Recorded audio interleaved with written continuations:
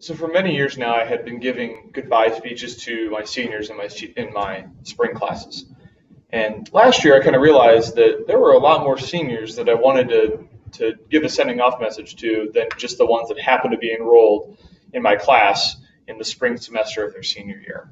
So I decided last year to post my video online, and I'm doing this again. And I'm really glad that I decided to do that because I think I only have like 9 seniors right now. And there's a lot more people that I would like to share this with. So this has been and always will be for me a really special graduating class. I've taught a lot of you. Usually I teach about 25% of a graduating class, but with you all, I've taught about a third of your class, which has been awesome. And honestly, I wish I had the chance to teach all of you, even up until this week.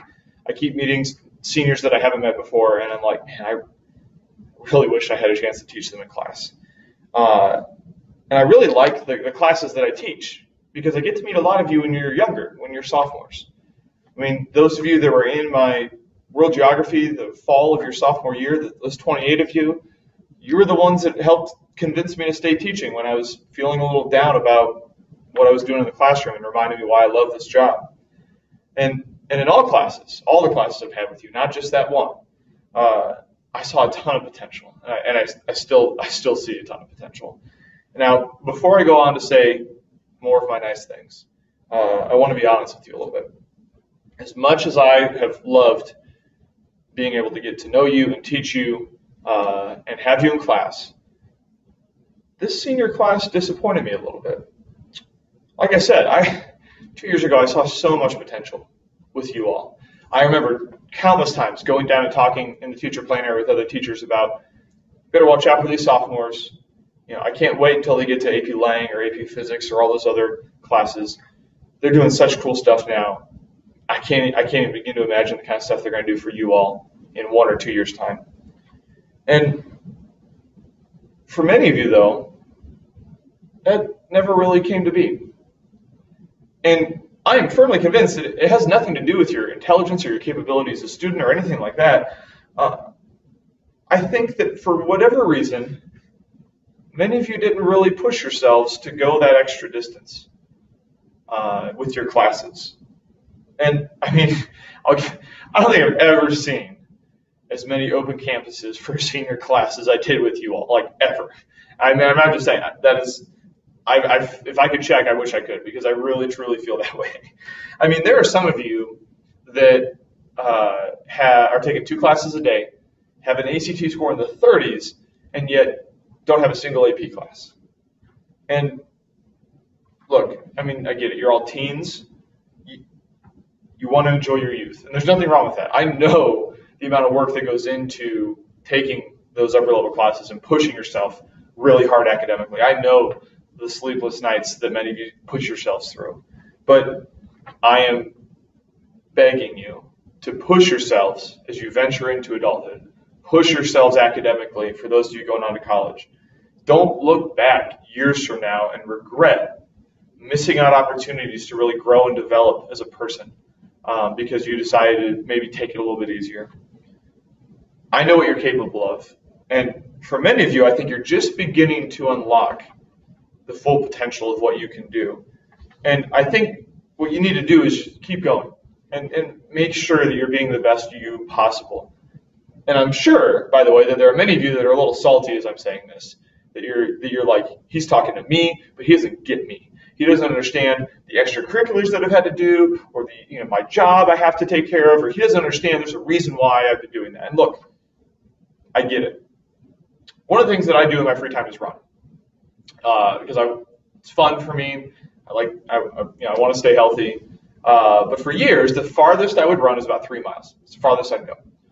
And one day, somebody told me that I should try and double my distance.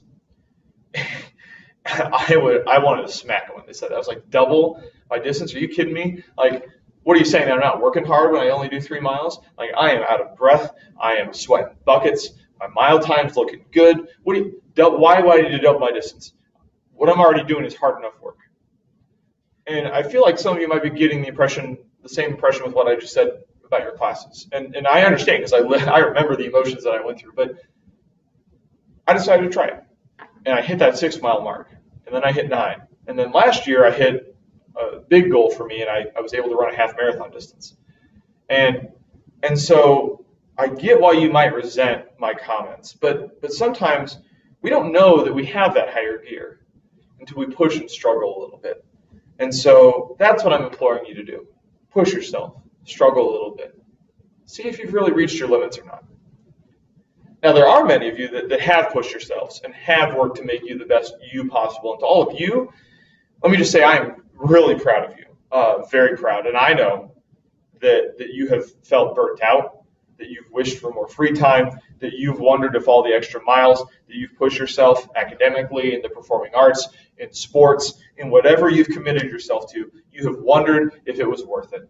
And I'm going to tell you right now it was, because you're not going to look back years from now at all the practices or all the late night studying. You're going to look back at the games. You're going to look back at your high scores. You're going to look back at the challenging content that you took on. You're going to look back at the concerts. Those are going to be the things that you remember. So I'm going to tell you right now, it's worth it. Now, graduation for me is single-handedly one of my favorite and least favorite days in the school year. I cannot think of a prouder moment for me than getting to watch you walk across the stage and get your diploma. Ready, hopefully, no, you're ready to enter the adult world.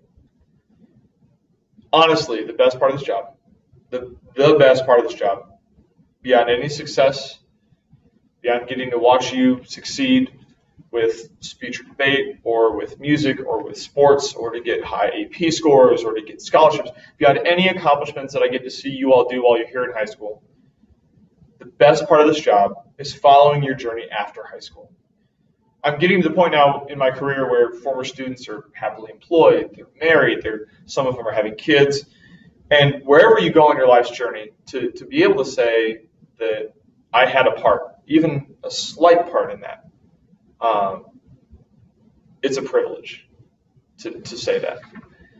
But I'll admit that I'm super selfish, and I really hate seeing you leave. And part of me wishes I could press a pause button on time and see you come back in August. It really, really stinks to get to know you and to get to care about you like you're my own kids, knowing that within a year or two, I have to see you leave. And I've taught thousands of students now, and for 90% of you, when that graduation ceremony is over, when your graduation ceremony is over, that'll be our goodbye. But like I said, that's me being selfish. Most things in life aren't meant to last forever, and otherwise there'd be no value in our time spent together. And if anything, it just reinforces my belief that we should always live life at 100% because each moment's irreplaceable. Whatever the future brings for you, just make sure you give it your all. Because, think about just your time in here, in this school. Your favorite teachers weren't the ones that phoned it in. They were the ones that pushed themselves to do what they could to make your learning the best experience possible. So pass that on. Do that yourself in whatever you do. And I cannot stress this enough. It is okay to not know what you want to do yet in your life. You're 18. Some of you are only 17. Explore your options. Try out some careers. Go to community college. Get your gen eds done if you're going to college first to get a feel for different subjects. I didn't know that I wanted to teach until the sophomore year of college. If you were to go back in time and talk to high school me, if you were to talk to me in the last week of my senior year and described what I was like and what I did when I was 30, I would laugh at you. I would laugh you out of the room. So, be open to it. And by the way, if you know what you want to do, go for it. That's awesome. All right? My wife, she's the exact opposite. She knew for a long, long time she wanted to be an elementary teacher, and she rocks at it.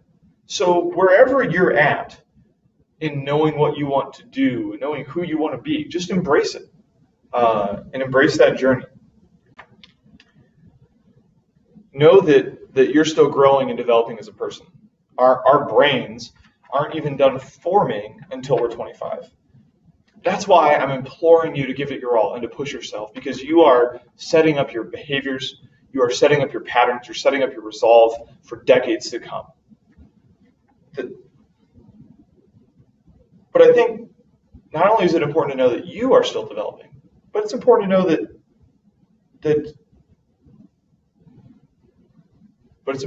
other people are still developing as well.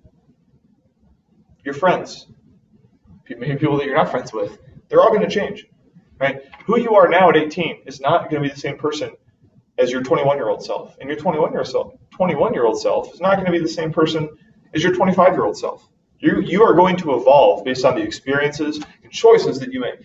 Change is going to happen. And again, your friends aren't going to be the same. And even the people you're not necessarily fans of, they're not going to be the same. Embrace it. And if you or someone else you know isn't doing okay, know that there is nothing wrong with that. Everybody goes through points in their life where they are not okay. But the key then is to reach out. Reach out to your friends, reach out to your family. If you need to, reach out to me. We all have struggles, but we don't have to go through those struggles alone. To the class of 2016, congratulations. I could go on talking and try and give more of this, but I think this is quickly turning into a pretty bad speech. So I'm going to go ahead and start wrapping things up here. Just know this. I have so much respect for you. I know a lot of times you hear adults complain about kids these days. But what I've quickly come to learn is that you have to deal with so much more crap than I ever had to deal with, even when I was in high school. And I have nothing but profound, deep respect for your ability to scrape and claw through the incredibly difficult period of time in your life that we call adolescence. And for some, I know that your battles through this time in your life have been immeasurably hard. And for you, and you know if I'm talking to you, seeing you get past your struggles and seeing you in particular get your diploma, well, it just makes me really happy. I look forward to seeing all of you continue down your life's journey. Thank you, truly thank you, for making my life more fulfilling, more exciting, and more interesting than I ever could have hoped for. The greatest honor that I've ever gotten, more than any other award I've gotten this year, more than any other person I've gotten the chance to meet, is to say that I had the chance to be your teacher. And remember, Millard West is always your home, and I'll always want to hear from you. I'm going to miss you all so much. But that feeling is totally drowned out by my absolute excitement to see what you do in the future. I always have, and I always will, believe in you. So again, congratulations. Good luck. You have earned all the celebrations that are coming your way. It's been an honor and a privilege to have you in class. Good luck.